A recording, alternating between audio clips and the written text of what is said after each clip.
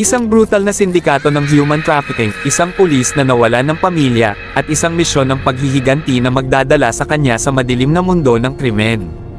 Sa pelikulang Skin Trade 2014, susundan natin si Detective Nick Cassidy sa kanyang laban kontra sa isang malupit na sindikato, isang laban na hindi lang tungkol sa hustisya, kundi tungkol sa paghahanap ng kanyang anak. Handa ka na bang sumabak sa isang matinding kwento ng aksyon at paghihiganti? Tayo na at alamin natin ang buong kwento nito. Maligayang pagdating sa aking YouTube channel Mr. Frog Movie Recap. Dito, naghahatid ako ng mga exciting na buod ng pelikula sa Tagalog. Mula sa aksyon, drama, horror, hanggang sa mga crime thriller, siguradong sulit ang bawat minuto mo. Magsisimula ang video na ito kay Detective Tony Vitayacal ng Royal Thai Police ay nagpapanggap bilang isang mamimili upang makapasok sa isang sindikato ng human trafficking. Habang nakikipag-usap siya sa mga trafficker, nagkaroon ng tensyon nang mapansin ng mga ito ang kakaibang kilos ni Tony. Agad na nagkaroon ng engkwentro, sa mabilis na aksyon, napatay ni Tony ang ilang traffickers at nadakip ang iba. Sa pagsisiyasat sa lugar, natagpuan niya ang mga babaeng bihag na nakatakdang ipuslit palabas ng bansa. Mula sa nakuhang impormasyon, natuklasan ni Tony na ang sindikato ay pinamumunuan ng isang kilalang Serbian mobster na si Viktor Dragovic, na nagpaplano ng malaking operasyon ng human trafficking patungong Amerika. Samantala sa Newark, New Jersey, si Detective Nick Cassidy ng Newark Police Department ay nagsasagawa ng investigasyon tungkol sa human trafficking. Natuklasan niya na ang kilalang Serbian mobster na si Viktor Dragovic ay nasa lungsod.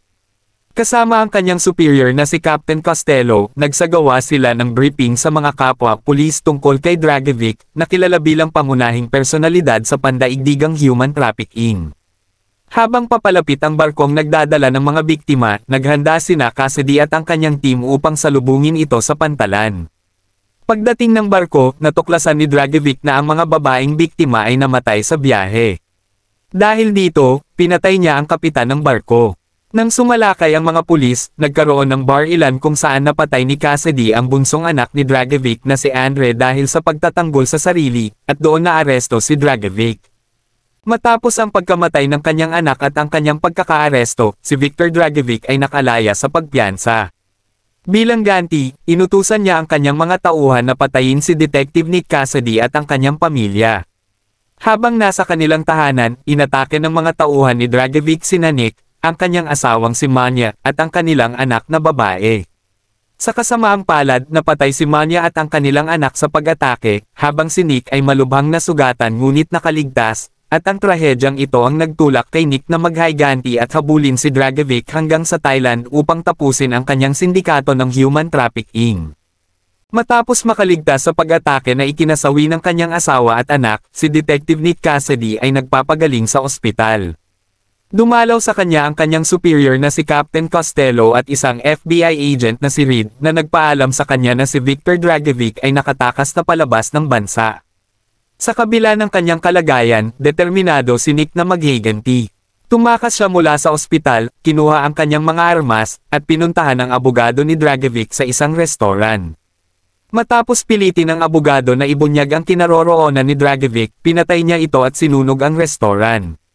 Ang mga impormasyong nakuha niya ay nagturo sa kanya patungo sa Thailand, kung saan nagpapatuloy ang operasyon ng human trafficking ni Dragovic. Matapos matuklasan ni Detective Nick Cassidy ang kinaroroonan ni Viktor Dragovic sa Thailand, nagpasya siyang magtungo roon upang personal na maghayganti at tapusin ang operasyon ng human trafficking ni Dragovic. Pagdating sa Thailand, agad na nagsimula si Nick sa kanyang paghahanap, sinusuyod ang mga lugar na posibleng pinagtataguan ni Dragovic. Samantala, ang Royal Thai Police, sa pangunguna ni Detective Tony Vitayacal, ay nakatanggap ng impormasyon tungkol sa presensya ng isang dayuhang pulis na sangkot sa mga insidente ng karahasan. Inatasan si Tony na hanapin at arestuhin si Nick upang maiwasan ang anumang diplomatikong komplikasyon at mapanatili ang kaayusan sa kanilang nasasakupan. Habang patuloy ang investigasyon ni Nick, nag-cross ang kanilang landas ni Tony. Nagkaroon ng tensyon sa pagitan nila dahil hindi alam ni Tony ang tunay na layunin ni Nick sa Thailand. Nagkaroon sila ng matinding sagupaan, nagpapakita ng kanilang kahusayan sa pakikipaglaban. Sa gitna ng kanilang laban, napagtanto ni Tony na pareho sila ng layunin, ang pabagsakin si Dragovic at iligtas ang mga biktima ng human trafficking. Nagdesisyon silang magtulungan upang mas mabilis na makamit ang hustisya. Ang kanilang alyansa ay nagbigay daan sa mas epektibong operasyon laban sa sindikato ni Dragovic, na naglalapit sa kanila sa kanilang mithiin na wakasan ang kanyang mga ilegal na gawain. Matapos magdesisyon sina Detective Nick Cassidy at Detective Tony Vitayakal na magtulungan upang pabagsakin ang sindikato na si Viktor Dragovic. Sa kanilang investigasyon, natuklasan nila ang isang warehouse sa labas ng lungsod na ginagamit bilang tagwa ng mga biktima ng human trafficking bago sila ipadala sa iba't ibang destinasyon. Nang magdesisyon silang salakayin ang lugar na ito, nakatagpo sila ng matinding pagtutol mula sa mga armadong tauhan ni Dragovic. Sa kabila ng panganib, nagtagumpay sina Nick at Tony na iligtas ang ilang bihag at makakuha ng mahahalagang dokumento na naglalaman ng mga detalye ng operasyon ni Dragovic. Ang tagumpay na ito ay nagbigay sa kanila ng higit pang determinasyon na tapusin ang sindikato at dalhin si Dragovic sa hustisya. Matapos ang matagumpay na pagsalakay sa warehouse at pagliligtas sa mga bihag, natuklasan ni Detective Nick Cassidy at Detective Tony Vitayakal ang mga dokumentong naglalaman ng mga detalye ng operasyon ni Viktor Dragovic. Ang mga impormasyong ito ay nagturo sa kanila sa isang compound sa kanayunan ng Thailand na nagsisilbing pangunahing base ng sindikato ni Dragovic. Sa kanilang pagsalakay sa compound, hinarap ni Nick at Tony ang mga tauhan ni Dragovic. Sa gitna ng matinding labanan, napatay ni Tony si Goran Dragovic, isa sa mga anak ni Viktor. Samantala, nakaharap ni Nick si Viktor sa isang brutal na engkwentro. Sa huli, nagtagumpay si Nick na patayin si Viktor, ngunit bago ito nalagutan ng hininga, ibinunyag ni Viktor na ang anak ni Nick na si Sofia ay buhay pa at ipinagbili sa human trafficking.